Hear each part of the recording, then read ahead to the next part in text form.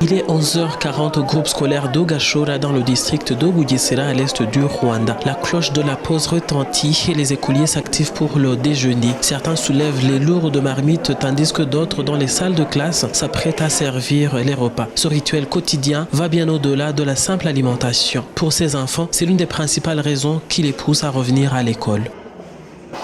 Kugaburira abana ku ishuri bifite akamaro cyane bifasha n'abana kuko Le programme d'alimentation scolaire a prouvé son efficacité, entraînant une hausse significative de la fréquentation et une diminution de l'absentéisme. Cette motivation accrue des élèves s'explique notamment par le fait que ça leur évite de longs trajets pour rentrer déjeuner à la maison. Ce dispositif s'avère particulièrement crucial dans les zones rurales où la population dépend majoritairement de l'agriculture. Il répond aux besoins des familles très pauvres qui peinent à fournir un repas quotidien et soulage également les parents très occupés par leurs travaux agricoles, leur assurant que leurs enfants mangent à temps.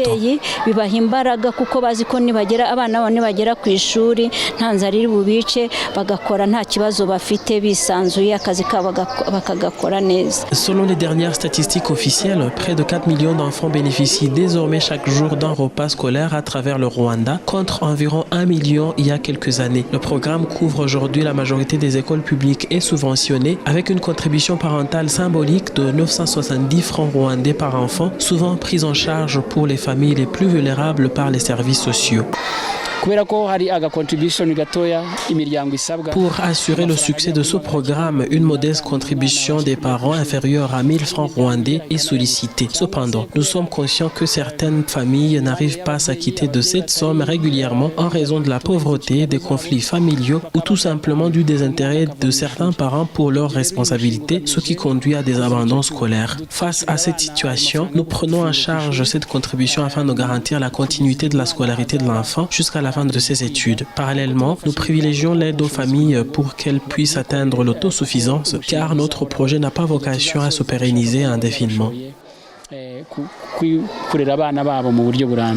Le projet Zero Out of School Children ambitionne de réintégrer plus de 177 000 enfants âgés de 16 à 17 ans dans l'enseignement primaire d'ici 2027, en améliorant l'accès, la rétention et les infrastructures scolaires, tout en luttant contre la pauvreté et les obstacles liés au handicap. Le programme mise aussi sur l'alimentation scolaire comme levier central pour que chaque enfant retrouve le chemin de l'école et complète sa scolarité.